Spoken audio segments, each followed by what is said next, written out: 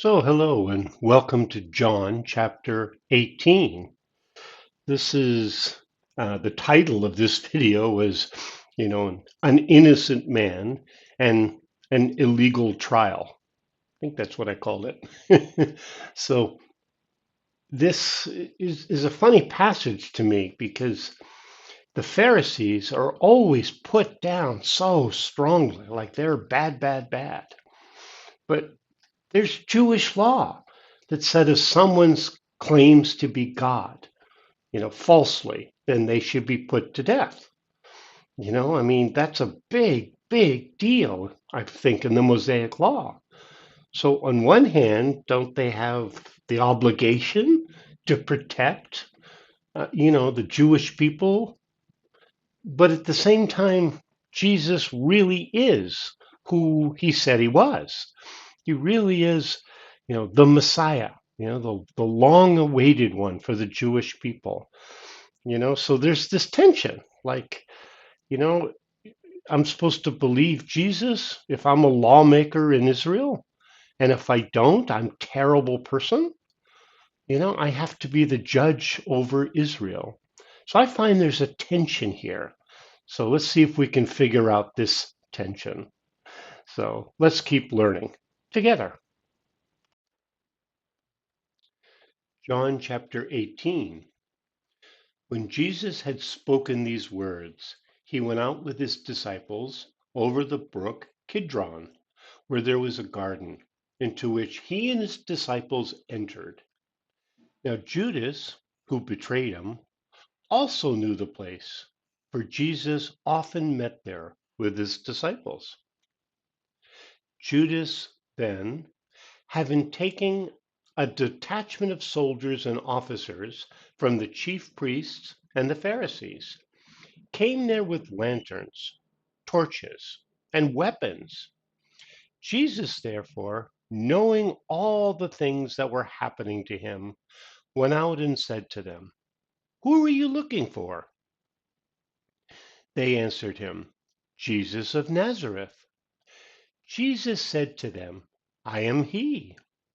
Judas also, who betrayed him, was standing with them. When therefore he said to them, "I am he," they went backward and fell to the ground. Again, therefore, he asked them, "Who are you looking for?" They said, "Jesus of Nazareth." Jesus answered, "I told you that I am he. If therefore you seek me, let these go their way, that the word might be fulfilled which he spoke. Of those whom you have given me, I have lost none. Simon Peter, therefore, having a sword, drew it, struck the high priest's servant, and cut off his right ear. The servant's name was Malchus. Jesus therefore said to Peter, "Put the sword into its sheath. The cup which the Father has given me, shall I not surely drink it?" So the detachment, the commanding officer, and the officers of the Jews seized Jesus and bound him, and led him to Annas first, for he was father-in-law to Caiaphas, who was high priest that year. Now it was Caiaphas who advised the Jews that it was expedient that one man should perish for the people. Simon Peter followed Jesus, as did another disciple. Now that disciple was known to the high priest, and entered in with Jesus into the court of the high priest. But Peter was standing at the door outside. So the other disciple, who was known to the high priest, went out and spoke to her who kept the door, and brought in Peter. Then the maid who kept the door said to Peter, "Are you also one of this man's disciples?" He said, "I am not." Now the servants and the officers were standing there, having made a fire of coals, for it was cold. They were warming themselves. Peter was with them, standing and warming himself. The high priest, therefore, asked Jesus about his disciples and about his teaching. Jesus answered him, I spoke openly to the world. I also taught in synagogues and in the temple, where the Jews always meet. I said nothing in secret. Why do you ask me? Ask those who have heard me what I said to them. Behold, they know the things which I said. When he had said this, one of the officers standing by slapped Jesus with his hand, saying, Do you answer the high priest like that? Jesus answered him, If I have spoken evil, testify of the evil. But if well, why do you beat me? Annas sent him bound to Caiaphas, the high priest. Now Simon Peter was standing and warming himself. They said therefore to him, You aren't also one of his disciples, are you? He denied it and said, I am not. One of the servants of the high priest, being a relative of him whose ear Peter had cut off, said, Didn't I see you in the garden with him? Peter therefore denied it again, and immediately the rooster crowed. They led Jesus, therefore, from Caiaphas into the praetorium. It was early, and they themselves didn't enter into the praetorium, that they might not be defiled, but might eat the Passover. Pilate, therefore, went out to them and said, What accusation do you bring against this man? They answered him, If this man weren't an evildoer, we wouldn't have delivered him up to you. Pilate therefore said to them, Take him yourselves and judge him according to your law. Therefore the Jews said to him, It is illegal for us to put anyone to death, that the words of Jesus might be fulfilled, which he spoke, signifying by what kind of death he should die. Pilate therefore entered again into the praetorium, called Jesus, and said to him, Are you the king of the Jews? Jesus answered him, Do you say this by yourself, or did others tell you about me? Pilate answers, I am not a Jew, am I? Your own nation and the chief priest delivered you to me. What have you done? Jesus answered, My kingdom is not of this world. If my kingdom were of this world, then my servants would fight, that I wouldn't be delivered to the Jews. But now my kingdom is not from here. Pilate therefore said to him, Are you a king then? Jesus answered, You say that I am a king. For this reason I have been born, and for this reason I have come into the world, that I should testify to the truth.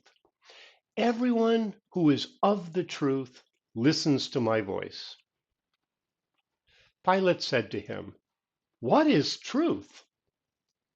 When he had said this, he went out again to the Jews and said to them, I find no basis for a charge against him.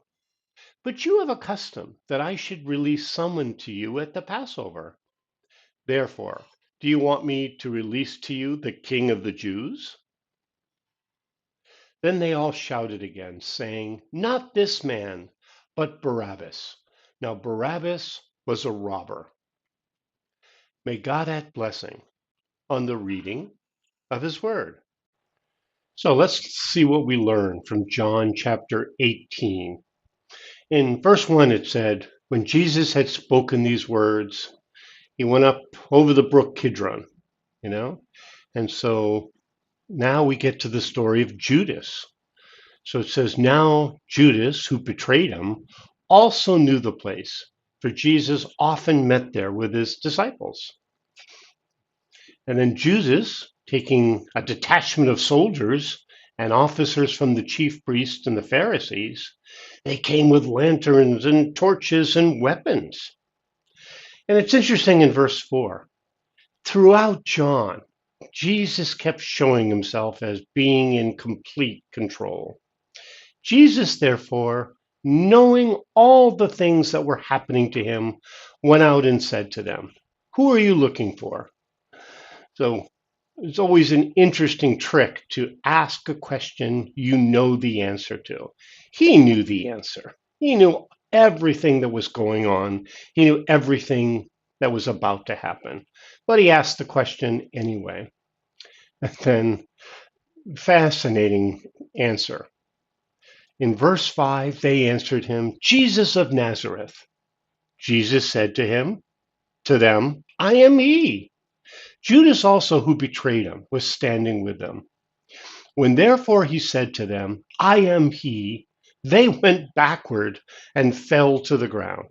I mean, just amazing passage.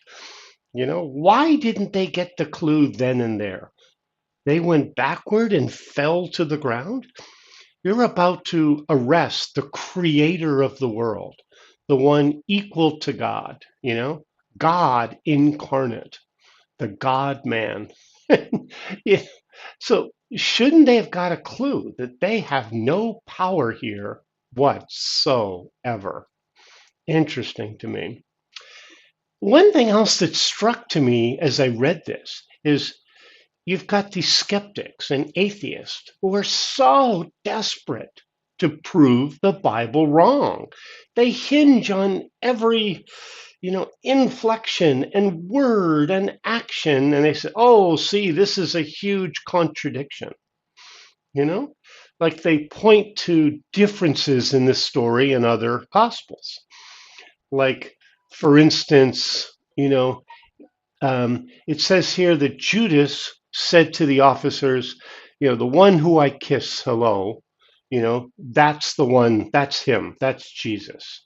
And here, they asked him who it was. So, oh, see, it's a contradiction. The Bible's completely wrong. Really? You know, it's like, couldn't both be true? Couldn't Judas have kissed him? And they still have to go through the formal inquiry. They have to know who to ask. So I find the silliness of atheists and skeptics. They're so desperate to prove the Bible wrong that sometimes they just look silly. You know, two different accounts from two different people are going to give slight variation. Maybe both things happened. Maybe one happened before the other, or so many just simple explanations. So if you start off, you're trying to prove it wrong, that's what you'll get. If you start off that it's completely correct, that's what you're going to get too. So, and then it goes on to say, you know, Jesus asked again in verse 7, "Who are you looking for?" Jesus of Nazareth, and he says, "I told you that I am he. If therefore you seek me, let these go their way, that the word might be fulfilled which he spoke. Of those whom you have given me, I have lost none." Again, even at his darkest hour, he's thinking about the disciples. And, the word might be fulfilled. So is he going around fulfilling the word? As I said in a previous video, well, some things he can't have set up like this. But, you know, he set it up so these guys would go free, so that his word and even the scriptures might be fulfilled.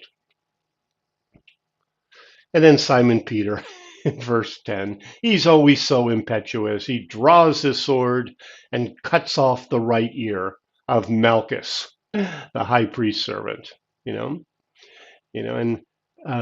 Jesus said to Peter, "Put the sword into its sheath.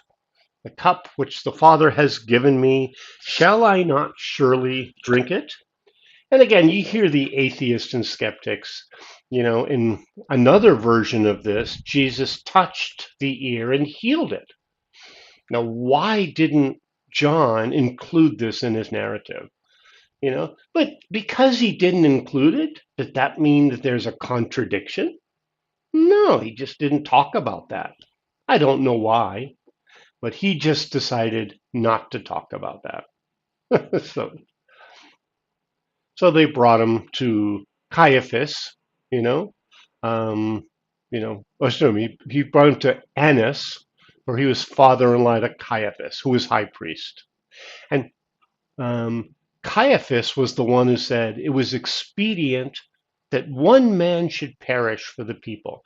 Remember, this was given to him by the Holy Spirit. He was prophesying at the time. So he's put in a funny position because, you know, you kind of want to let him die because it was good that he should die for the people. He should perish for the people. So on one hand, is he such a bad guy for letting this happen? You'd be the judge. And Simon Peter followed him, you know, and so the Peter was with another disciple. We have no idea who this disciple is. A lot of people say it's John, the one who wrote this. John is very humble in his writings. When he talks about himself in his own gospel, he usually talks about it as the other disciple or the disciple Jesus loved or something like that, you know? But this other disciple was known to the high priest, and they brought Peter in because he was known. And the maid asked Peter, "Are you also one of this man's disciples?" And he said, "I am not." Now, why would he deny him? I mean, he's in no danger at this point. I mean, they were let go. The maid's not going to arrest him. So it's very strange how he's denying Jesus. There's no point to denying it at this point. He's in no danger, you know. And then the high priest asked Jesus about his disciples and about his teaching. And Jesus said, "I spoke openly to the world. Ask the people what I said." And when he had said this, one of the officers standing by slapped Jesus with his hand. "Do you answer the high priest like that?" Jesus answered him, "If I have spoken evil, testify of the evil. But if I well, why do you beat me?" So in another gospel, you know, um, I think it asked who slapped me, or I no, he said something like, "I didn't know you were the high priest," which I always thought was strange. Of course he knows he's the high priest. So I'm not sure how that fit in. But John just simply says, very good answer. I've spoken evil, testify of the evil. He's speaking the truth and you're slapping him? Very, very strange. And then in John 18:25 through 27, you know, people again asking Simon Peter, "You're one of his disciples." He denied it.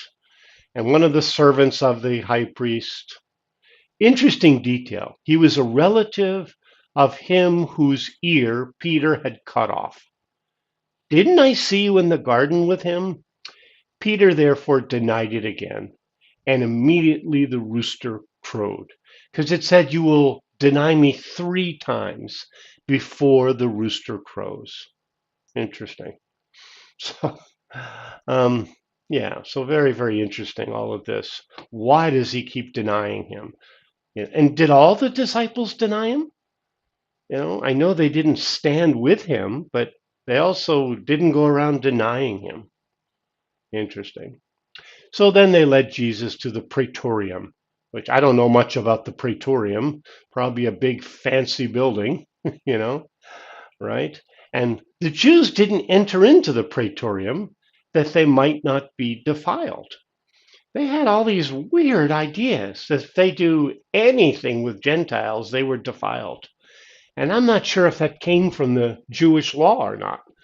Like they're not even supposed to talk with Gentiles or hang out with them or anything. I'm not sure how that all worked, you know, you know. So they um, Pilate, therefore, went out to them and said, "What accusation do you bring against this man?" And it's interesting, their answer. "If this man weren't an evildoer, we wouldn't have delivered him up to you." What kind of answer is that? He's guilty of sedition. He claimed to be king. He claimed to be God. Something, but if he weren't an evildoer, we wouldn't have brought him to you. That's not what he asked. He said, "What accusation do you have?" Interesting that they had literally nothing to say to him.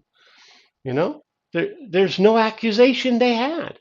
Because remember, under their law, you could have a point that he's guilty of claiming to be God, according to them. But according to Roman law, he did absolutely nothing wrong, according to Roman law. You know, and Pilate said this. He said, "Take him yourselves and judge him according to your law." And the Jews said, "It is illegal for us to put anyone to death." So there it is. This dishonest trial. They wanted to put him to death, but they weren't allowed to under Roman law. But then there's the problem. He's done nothing according to Roman law that's worthy of death. So what do you do now? You know, they can't put him to death, but he's done nothing wrong. And this is, again, in verse 32, that the word of Jesus might be fulfilled, which he spoke, signifying by what kind of death he should die. You know, he's going to go to the cross. And the Jews don't practice the cross. If they'd put him to death, they might have just stoned him. That would have been the preferred method. But no, he has to go to the cross, you know? And then he asked Jesus directly. Pilate asked him, "Are you the king of the Jews?" And Jesus answered, "Do you say this by yourself?" And Pilate said, "I'm not a Jew. You know, your own nation and the chief priests delivered me to you. What have you done?" And no one can answer this question. What has Jesus done? But Jesus said, "My kingdom is not of this world. You know, my servants would fight if it was. And he probably could easily take over the Romans if he wanted to, you know? So Pilate asked, "Are you a king then?" Because that's one thing they could charge him with. Are you a king? It's legal to have a king, anybody but Caesar, you know? And Jesus said, "You say that I am a king. That's why I came into the world. I want to testify to the truth. Everyone who is of the truth listens to my voice." Interesting. If you listen to Jesus' voice, that's the truth. And we're all looking for truth, aren't we? So where is truth found?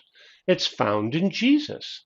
And when I have difficulties with things and I start really listening to what Jesus said, it sure sounds like the truth. But Pilate asked the question we might want to ask. What is truth? Good question, you know? So Jesus didn't answer it, but we know what the truth is. It's Jesus. Jesus is the truth, right? In a previous passage in John, Jesus said, "I am the way, the truth, and the life. No one comes to the Father except through me." So Pilate went back and said, "I find no basis for a charge against him." So he should have just let him go, you know, but he couldn't because all of history is pointing to this point, you know. So he said, "Well, there is a custom. I should release someone to you at the Passover. Do you want me to release to you the King of the Jews?" And then they all shouted again, "Not this man, but Barabbas." Now, Barabbas was a robber. You know, I've heard he was also a murderer too. In another gospel, I believe he said he was a murderer. So they wanted a murderer except for Jesus, who did nothing but go around, you know, saying to love each other, to love God, you know, but they wanted a murderer instead. So that's all about John, you know. Jesus is totally innocent. No one can even come up with a charge against Jesus. But still, they tried desperately to kill him. And remember, Caiaphas, you know, he was prophesied that it's good that Jesus died for the people. So cross purposes, They can't kill him. The Romans can't kill him. So they have to find a loophole. Jesus was innocent. Let's keep studying. Let's keep learning together.